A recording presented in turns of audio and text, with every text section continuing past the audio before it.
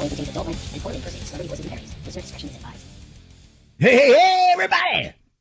Yo. Welcome to The Devil You Know. I'm like, hey. And I was like, yo. Yeah. I'm sorry, did I wake you up? What's going to happen, everybody? Time What's to going wake on, up guys? and listen to TDYK. Yeah. Or go to sleep and listen to us. Either way. I sleep well through this, actually. Yeah. So, Adam, what's going on with us this week? We have an old school member with us this week. He's been around since 1989 as a citizen of the Infernal Empire. You don't have if to call you him have some- old. Maybe he's seasoned. Okay, seasoned member. If you have some old issues of the Cloven Hoof, he's written some things. Most notably, Matured. in issue 130, he wrote in the LeVay Memorial. It was a beautiful essay titled The Promethean Prophecy. Please welcome Stefan Alexander Blacart. Hey, all right. Hey guys, What's happening? How are you? How are you? Hello. Go. very well, very well. Little applause for How's us. the train ride? You yeah, still that on the was a- train right now? Yeah. Yeah, I'm just about to Grand Central, and we're almost there. So it's, hopefully things will be a little Rochester. better then. But what's that? So, like, if it sounds on the phone like Rochester. you're in Grand Central, you actually are Greenwich, in yeah. Grand Central. Yep. Right on. Yeah, that was a long time ago. The article you mentioned, the essay you mentioned, but Yeah, I was flipping through that issue, and then I realized that you wrote that, so I contacted you. yeah. I had another piece in the Black Flame actually that was very interesting. I did it with I'm very terrible about this, but I forgot who I did it with. But anyway, I did it, and it was called Cy Pinocchio and the Puppet Master, and it was we wrote an article about artificial intelligence and humanoids and all of this, and it was pretty good one too. You should look that up. Cool. And that's wow. coming more and more realistic these days. You know, we're seeing more by the evidence day. of that coming to pass. Sure. And, Sure. And, before you know, we'll all have legal slaves, Exactly. Yeah. sex slaves. Yeah. No, we have slaves now. It's just Well, I'm you don't interested. have to I see saw. people. Right. I saw an article yesterday in some kind of feed where it was like saying that the artificial male sex dolls are going to replace men one day. Sure. What are your thoughts on that? What are your thoughts on that? And how ridiculous that is? Well, I think if we keep going down the road, that's possible. I mean, the more men are put on the shelf these days and demasculinized, and women are taught Definitely. to women are taught these things at a young age, and it happens. It happens. The rise Like of the totally feminazis. replace us? Well, not totally. I mean, we'll always do the work, but They still need our sperm. socially, sexually, in positions of status like that, we might not be as necessary as we used to be. They might just have, everybody Oh, you're breaking up. You going through a tunnel? please them, but put them in a closet when they're done. The same thing as with the female sex dolls. I mean, in Japan, there's a real problem these days because everybody's watching porn and not having sex and not having children. It's becoming a problem. Is it Yeah. over there? It seems like that might be a good idea.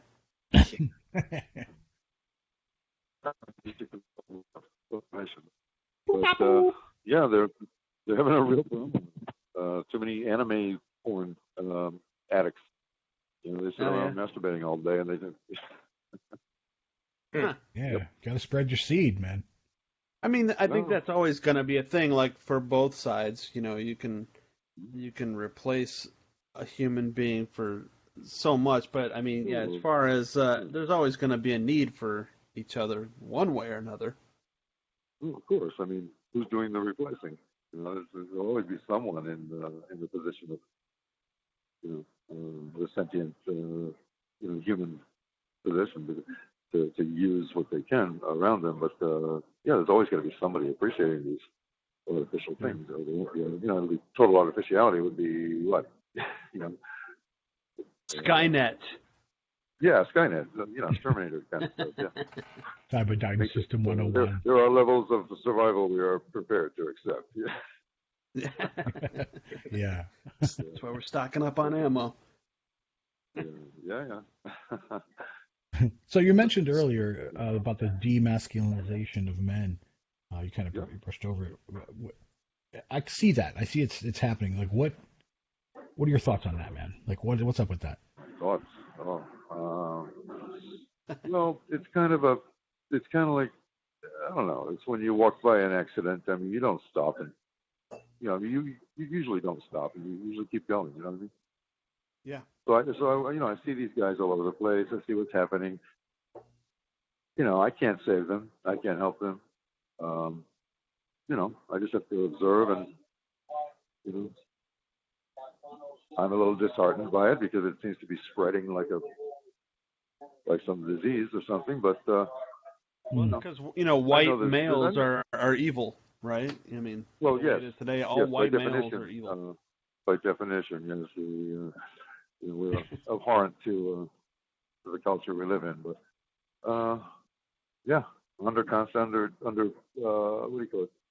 360 attack. I mean, just everything you can think about that maybe the qualities of a white male heterosexual. You're right. They're the enemy of the people. Yeah. Not fake news. It's the white male. Yeah, of course. Actually, it was kind of funny. My wife pointed out the other day that somebody we know that is usually on Facebook complaining about being victimized for being transgender, and she said, "Oh, well, you used to be a white male. Like he chose it. Like he came from like the people who were the oppressors. So yeah, it's ridiculous. Yeah. And it's like, because I remember when there was, there's always been transgender. There's always been all this stuff, but never such victimhood that I see. It was always like it's like being a Satanist. You would never say that you're a victim because you're a Satanist, would you? Exactly. So, you may be ostracized, you may be vilified, you may be outcast, you may be, all these things, but just like a transgender you find a way. But you would never call yourself a victim. Right. We're not victims. Damn straight. And it's not really being a victim, is it? So, Exactly. They're already being victimized. Everyone does. Yeah, they're already being targeted because they're white male, so they choose to be targeted even more by being a transgender. Even more, yeah. Like, why don't I put a target on my head? Like, you used to be the one pointing the finger. You're pointing at the finger head. Yeah. That's funny. Right. That's a great point. It's a little masochistic. But it's become such a trend lately, too, though. It's a trend. It's a look at me. Yeah. Yeah. I mean, self-mutilation or, these things are, masochistic tendencies, I would say, but whatever. Or maybe, I don't know. But you're right. I kind of feel like maybe like the younger after you do something. Yeah. I feel like younger generations are like there's no, I guess maybe don't feel like their generation is a part of something, like they're not part of Vietnam War, or they're not part of some big movement, and it's like almost like they need a cause, and so they just rush to the cause of everyone who's like, help me, I'm a victim. Yeah. Social media has also changed the wiring of many people's brains now, where they're constantly looking for acceptance and likes and attention. And, it's really changed the way people think. Yeah, but what's funny about us is that we really never needed a cause. We never required that element in our life. We were always exactly. Our cause is ourselves, so that's about it. Yeah. Yeah, the cause is me. I'm the cause, and that's it. Right. That's all I needed. Yeah, it's really strange. People True Satanists who take on the title Satanist don't actually understand it. That's so funny to me. Yeah. The disenfranchised that think that they can join our club and be accepted, that got it wrong. No. Right. Now, Stefan, you used to be a grotto master, right? Yeah, for a short time, but Back in the day. I didn't keep it up. I did it for like one tick, and Well, there was no members in the grotto, so I let it go. You know. The grotto of one. Oh, I so had like one, you didn't have I had one anybody. friend that was. What's that? I'm. Sorry. We're just curious about what that was, what it was like how that ran well, for you. right. Well, it was interesting. It was. I mean, it seemed like it would be an interesting thing to do, but like I said, without members, there is no grotto. So, but it was interesting reading the handbook that came with that, and Yeah, I read that. most I believe largely written by Blacart, but at the time, but it had some really interesting insights, more than just ground rules. It had some very interesting suggestions and advice for Yeah. for a grotto or for like that. Yeah, no, great stuff in there. It's just that a lot of the time, a lot of people's egos would get in the way, and they just, you know, didn't really take heed to any of the things that were said in there. Right. Fought and you know, And, argued about but bullshit. now after that, wasn't sorry what? No, go ahead. Oh, I was saying after that, isn't it after the grotto was kind of phased out or something with the SIG groups or something? Is that what how it went? Mm, No. You've been around longer than us, so. no, I mean, no. Okay, because I kind of lost track with the SIGs because I just didn't reach out for that and because I was doing something else. But Yeah. I never really reached out for those interest groups or anything because Yeah. I was doing my own thing. But Interest groups, gotcha. I didn't really need any collaboration. Wasn't that before the grottos? I believe it was after. After? Why am I? Well, maybe having you know what it might have been. It might have been that. It was the grottos back in the day. Then LaVey stopped them. Then the SIGs, and then they redid the grottos. Who knows? Oh, okay. But I forgot. Yeah, it's been some time. But so now But you didn't have anybody coming to your grotto? No, I didn't have anybody. I had one guy. We made a magazine because the grotto is called the Serpent's Teeth Grotto, and we made a magazine called Coils. Had one issue. He moved away again. He moved away back to I think Utah or something. He was a Mormon survivor, and at that point there was nobody else coming. Nobody else came to the showed interest in the grotto. So Yep. let it go. Yep. Yeah. So, has anyone on the line here been to Poughkeepsie lately? Yeah, like the last. 50th. Yeah. How's it going up there? Last we checked, it was awesome. Yeah. I saw the house. The house is beautiful. Yeah. Beautiful house. Very good work. Yeah, it came out great. Yeah. Mm-hmm. Have you been out there? No, I haven't been out there. Actually, Did you go to the original Black House? No, I was not there either. Okay. No, but I didn't make it to LA until long after it was destroyed.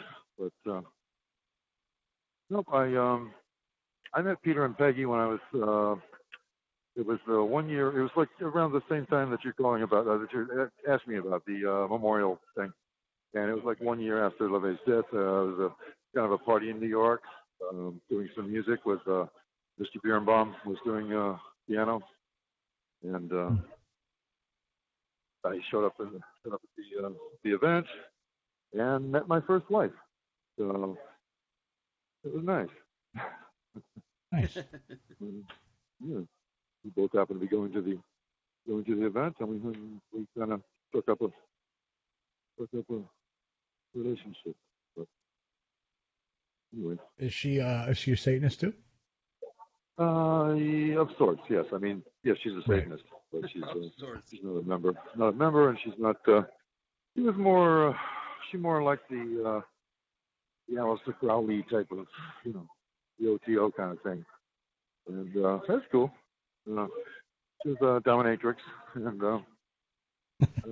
which led me to my first job in New York, working for a dungeon called Paradise Lost, and I was in security at this dungeon, and it led to a lot of other things. But no, we want to hear about that.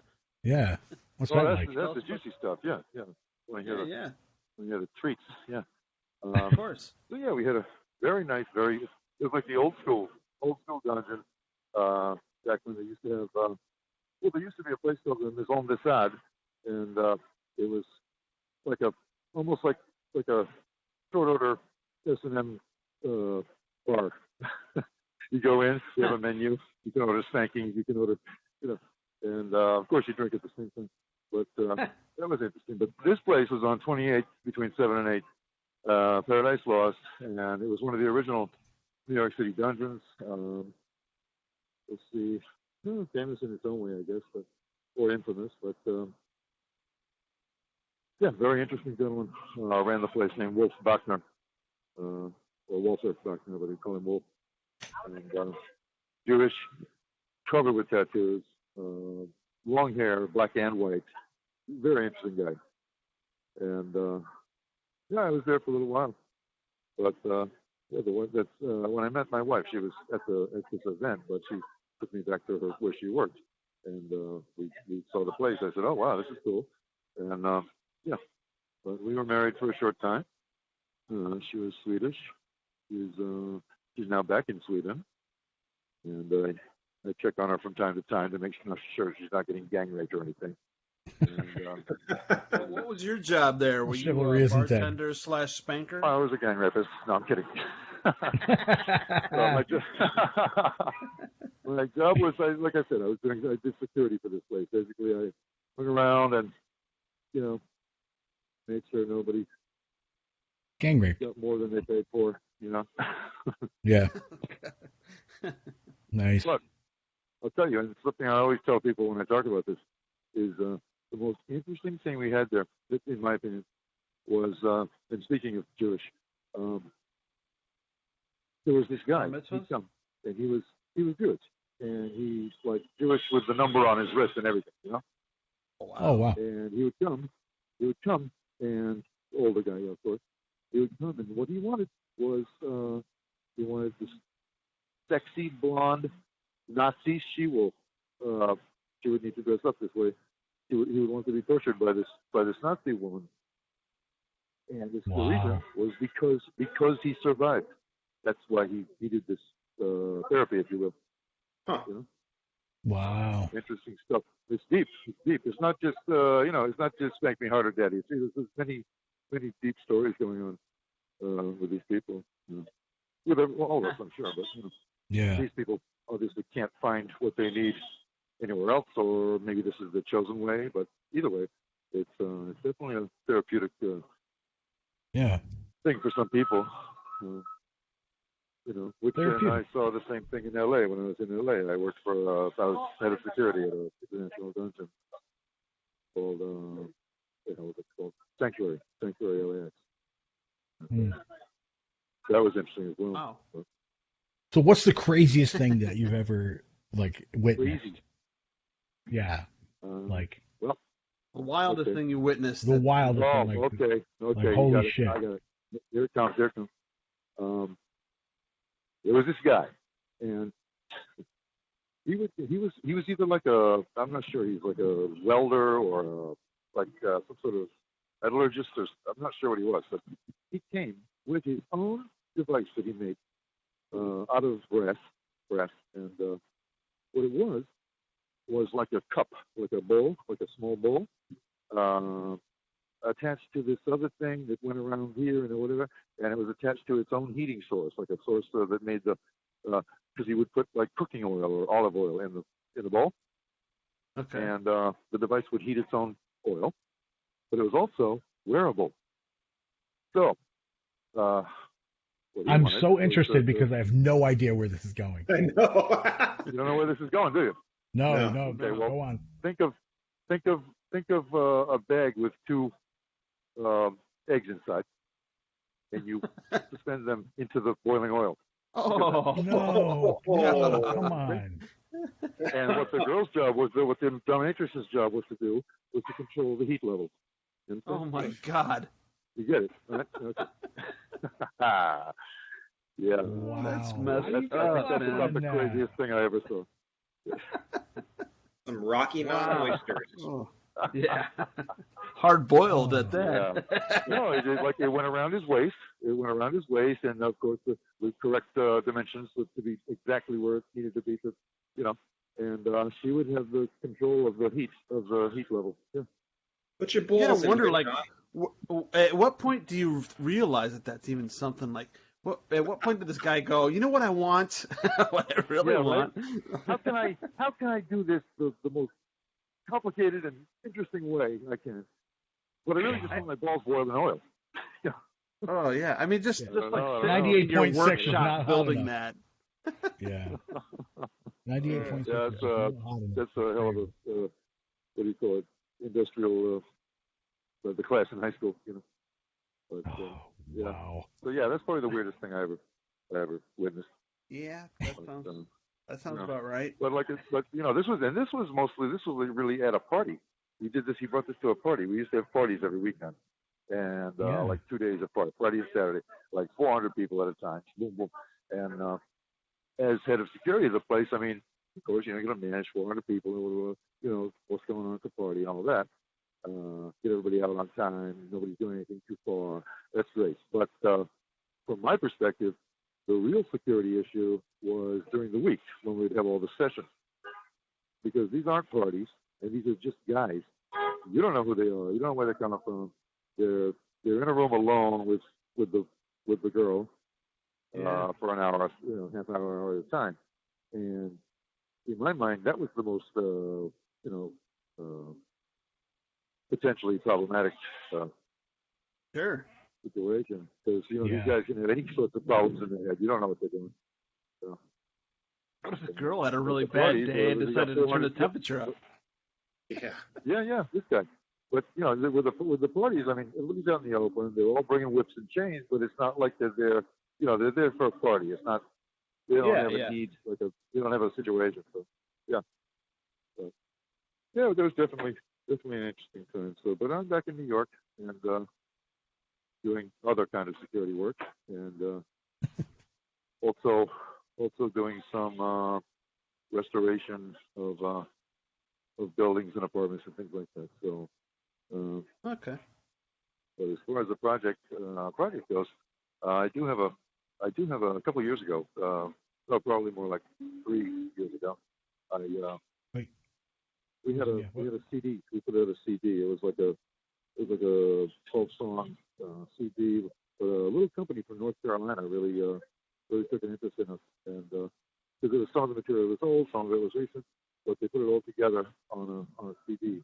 And Dive Bomb Records is the company, and they produced a CD called, the band was called Weapons,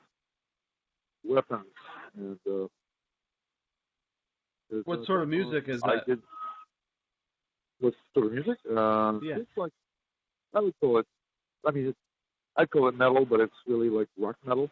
You know what I'm saying? Okay. Yeah. Like rock metal. Of course. But I was even lucky enough to be able to make a sketch for the cover. And I'm on the phone. Hey, I'm on the fucking phone here. Come on. Look in here. Get out of here. But I made the sketch for the cover, and a really talented oil painter did the whole thing on canvas after that. Oh, wow. Made it easy, old school, the old way, like oil on canvas. It was great. And yeah, it's good. So yeah, if you want to check it out, Dive Bomb Records. Weapon. Nice. And the title is Look it up. Reflections of a Troubled Mind. So, yeah. So is it on YouTube? What's that? Yeah, so you can find it on YouTube as well. At least cool. one of the songs. I think the first song of the CD is on YouTube. I'm not sure about the entire album, but I know Walls of Defense is on there, which is I wrote it a long time ago, but it's so pertinent now. We just started talking about white males and all of this, and and wow, the wall, right? But Walls of a defense. Yeah, okay, I see it's it. so relevant even now, it's really a song about equality and how there is none, and you don't get what you get for free. You don't become who you are without working, without cultivating that in yourself, or you know what I mean. So it's not handed to you, and everyone needs walls of defense, is what I was saying. But now we need a real wall, and Israel, by the way, is making a pretty impressive wall right now. And how long were you over in Israel? You just got back from there, right? 2.5 years I was there. 2.5 years. I was in Ashkelon, which is supposedly the small city where Samson got his hair cut. You know the story? Yeah. No. Yeah. He's pushing the pillars aside, and Delilah cut his hair. He lost all his. Samson. Yeah. Sorry. Yeah, that. So that was the I thought town. you said Manson. Speaking of demasculinization, it just goes around and around, doesn't it? It does. Yeah. But yeah, it was a nice time. I married an Israeli. That's what happened. So, and it didn't last as long as we had hoped. But it was a nice experience. So, So you've been a member since '89. What attracted you to the church, and how did you find it? And tell us about that. Okay. When I was 13 years old, I saw this book in the bookstore. They still, it was in the bookstore, and I got it. I said I have to have this book. I don't know why. I thought, you know what, this looks interesting, and I picked it up and brought it home, and I instinctually knew that I probably pay for it. Say, hey, Mom, look what I got. But when she found it, when she found out about it, she threw it away. Not because she was a God-fearing woman or crazy Christian anything, but she just didn't think it was good for me. You know what I'm saying? Or whatever. She was very protective. So we immediately went on to get another one and kept this one hidden. So yeah, from that age, I read the book. I understood it. Initially, as a 14-year-old, 13-year-old, I understood it from that perspective. Of course, you study it at length, for years. But anyway, I got what I got at that time, and that's it. And eventually, by the time I was of age to do so, I joined the church, and at that time, I also came around. My mother came around, so that eventually she's like, I like that LeVay guy. He makes sense. He makes a lot of sense. He knows what he's talking about. I'm like, yeah, Mom, I know. And she said, yeah, he's kind of handsome too. Like, well, Nice. glad you think so, Mom. But sounds like you're in New York. sorry, guys. New York. He's like, this is my ride. I gotta go. Hey. Always an emergency somewhere. All right. GDKY live on the scene. So, but yeah, so that was pretty much the story. And during those years, as well, past the age of 13, not just that book. There's a lot of things, many things. Not all of them suggested by the Sedanic Bible, but some of them. But of course, things like I said, with the first wife, Aleister Crowley, and things like that. But also, obviously, and just all the things that come into it. Nietzsche, Freud. I mean, all this stuff, and Hitler as well. But of course, as a study, and recently, I've been going back to these things and looking at them in a different way because of my new interest in politics. I'm looking at things in even another dimension. The things I used to read and applying them to what I see around me. So it's always a work in progress, of course. Sure. Yeah. Study, I not worship. totally agree with that. Yep. I think study is a continual process, so yeah, it makes sense. Yeah, I would say so, of course. I mean, you're never done. Yeah, I mean, I learned. Anybody who thinks they're done is Is done. They're fooling themselves, and they're when you think you know it all, you know Yeah. there's a mistake. I learned more from the 75th time I read it than the first. Yeah. Say again? Yeah. I said I learned more the 75th time I read it than the first. Yeah, exactly. And and I want to take this opportunity to ask you guys if because I've asked people, I don't get a response, but I haven't really asked them, directly. But I'm thinking with you. So, am I wrong? I know I'm not, but do you remember? And I don't know which book it was. It could have been The Notebook. It could have been Satan Speaks. It could have been. I can't remember exactly, but they wrote this short article or essay about his ideal presidential candidate. Do you recall? New presidential candidate. No? Oh. Can't think of it offhand. No, really.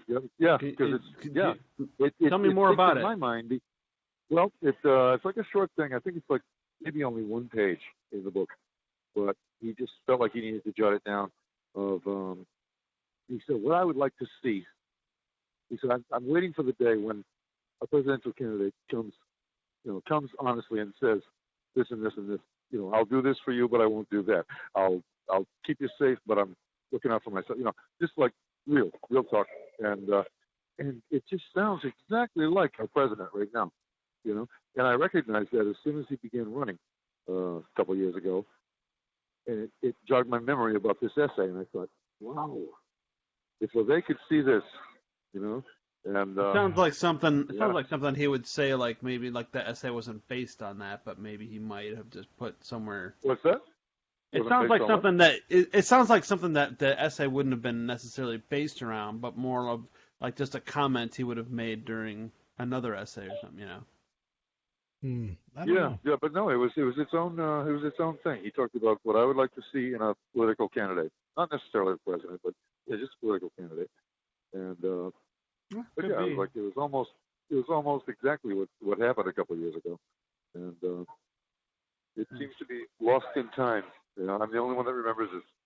But I just think I remember reading it. And, great question. At the time, if anybody's listening to this and they know what Stefan's talking about, let us know, because it's not ringing any bells with me. Since this recording, I did a little research and I found that it does say something about LaVey said something about a political candidate in the Devil's Notebook in the chapter called "The Good Guy Badge," where he says, "How refreshing it would be to hear a political candidate say, 'I don't believe in God, but in the protection of citizens' health and safety. I plan on placing my friends in executive positions. I will pocket what funds I can get away with, but see that the rest is spent on necessary social improvements. You will have no voice in my decisions any more than you ever had. You will have to accept my judgment, which you will, so long as you are reasonably comfortable, have freedom of movement, and opportunity for advancement. If I succeed in fooling the public will have themselves to blame. For I warn you that I am as crooked as any politician can be. Despite my unsavory profession, I will try to keep all of you as happy as possible.'" Yeah. Verify me. But the reason it stuck with me, I'll tell you, is because in high school, I think I was a freshman or a sophomore, but we were charged with writing like not a report, but like an essay of if I were president, and you should have read mine. It was pretty good. I got recognized. I remember I got like a good grade, and I think it was put in some kind of publication or something like that. But it was all about defense. It was more of an isolationist viewpoint. Borders. It was the same shit, same thing. Funny. It's funny, certain certain ideas of just how how it is, how things are. You're going to have a country. You're going to have a country or not. But yeah, it all ties together eventually. Yeah. Jesus. Man, it really sounds like New York in here. Let him by. Let him by. There we go.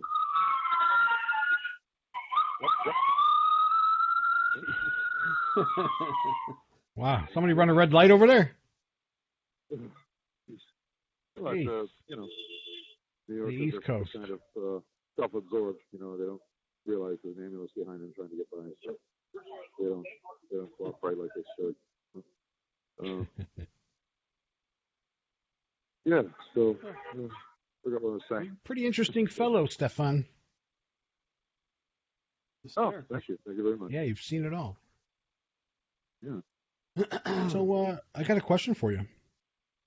What's that? What does Satan mean to you? What does Satan mean to me? Yep. Good one. Let's see. Well, that's changed as well over time. But it never was. It never was. It never was typical. It was never in the Christian mythos for me. Even as a child, I never believed that stuff. Never thought about a dude with red and a tail and horns. No more than I thought about an old man in the sky. It's just pretty simple. Even for a kid to understand that. But, to me, yeah, it was always like a force of nature. In many realms, in the wide world, in the inner mind. I mean, it was always that sort of feeling for me. And as we say, things are clearer in darkness than they are in daylight sometimes. So, just a force of enlightenment. It's what it is, But but yeah, Satan. I never really considered that. I never really considered an entity, if you will, of any kind of personality, or what I'm saying. More of a force. Yeah. Right on, nothing man. you could have a conversation with. Sure. That's something we ask everybody. That's our main question we ask every guest. So. Yeah, I figured that, but yeah, I mean, that's what I would say. Although brings a thought to mind, and my time in Israel was led me to this my current field of study. I'm really intrigued by all this talk of what do you call it, the true history of Earth and all this sort of thing, like the untold history of Earth and humanity and stuff like that. And the Bible, the Christian Bible, viewed as more of a, well, we all know it's a myth or parables and all these things, but what if in there is also like a historical account, you know what I mean? And not in the way that it's presented, but an alternative history. And all this talk of the Anunnaki and all this is really interesting to me. If it were true, it would indicate or would infer really interesting things about the belief systems of our planet, including Satan, including Allah, Yahweh, whatever, all these gods. It would really be interesting if there was any kind of truth to that speculation, Yeah. But, I know there are a lot of similarities in all the books. Exactly. So there must be something going on. There must be some grain of truth in all this. Or there must be all borrowing from each other. Pretty scenery that they've created, but there must be a reason that they all tell this story. I mean, we know that there are natural disasters. I mean, so yeah, maybe there was a flood, but God didn't do it. But maybe there was a flood. Maybe there's a common link with all these all these stories. But as far as past civilizations, that's where my interest is really lying. Nothing supernatural, nothing spooky, but more in a technological or scientific, lost technology, stuff like that. It's really intriguing. Sure, I'm fascinated by that as well. It's Yeah. can't deny it. Yeah, because you find they're finding things all the time, and they found things. They found many more things than they admit to, and they hide them, and we know this. You know what I mean? We know they hide what they find, and who knows what they have right now, and who they are? Well, who is that? We don't know that either. But we got a good idea. But there's so much that's not divulged to the general public that to know the full extent of it would be really eye opening. I think. Yeah. Yeah. Yeah. Noah's Ark, for instance. We have that now with the seed banks and the DNA collections and all this stuff. That's more likely. You know what I'm saying? That's more likely than a boat with animals on it. I saw a painting of Noah's Ark, and there was 2 male lions going on board. How do we have lions? It's weird. There is some interesting stuff. Yeah. I don't know if you guys have watched the Oak Island show out in Nova Scotia, Canada, where they found what they think are the ruins and the treasure of the Knights Templar. It's kind of interesting. Ah, in Nova Scotia? Yes. Or where? Where do they Oak find Island. it? It's called Oak Island. Oh, and it's in Nova Scotia? Correct. Oh, so the Knights Templar put their stuff in Nova Scotia. That's what they're thinking. Why not? Buried there. Well, they've got a lot of evidence that says that it might be there. Bunch of evil white somebody in the Freemasons leaked some knowledge, man. Could be. Yeah. Those Masons. Sure. Yeah. I'd love to do a raid on the Vatican someday. Who knows what you'd find in there, my God. Sure. They probably a panty have raid. spaceships and everything. I'd do a panty raid in there. Find the biggest collection of pornography in the world. Exactly. Pornography and, like I said, other technologies, and they got everything in there. Human trafficking. Whatever they don't want you to see, it's in there. Yeah. Them Catholics, man, they like. Which pay no attention to there was the a man good behind the movie. curtain. Really good movie called The Name of the Rose. Was it The Name of the Rose? I think. Sean Connery and Christian Slater. They were monks. They had to solve a murder, but really interesting movie. Really good. Wow. Really good. What's his name? Perlman. Perlman was in there too. The ugly guy from what do you call it? Sons of Anarchy. Right there. He was in there too. Oh yeah. One of my favorite movies was Sean Connery, and I forgot his name already because I'm tired as hell. But he played Austin Powers' father. Who's that guy? Why am I forgetting his name? Come on, guys, help me out.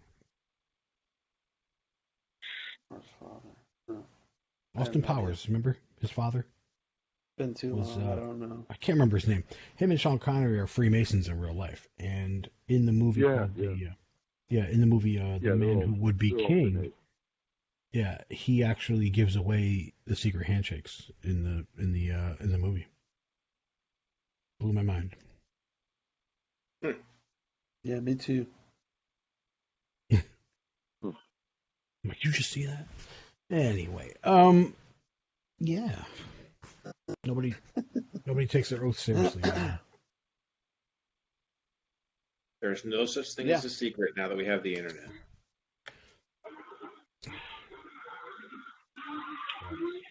Well, Stefan, all right, let you go, man. Deal with the cops or ambulance, whatever you got going on over there. Thanks for coming on, man. Interesting stuff. Yes, sir. Yeah. Yeah, it's been my pleasure. Thank you, guys. Thanks a lot. All right. Until next time, everybody. The devil we know. The devil we know. Yeah. I can be counted among the devils you know now. That's right. Thank you, sir. Right. All right, everybody.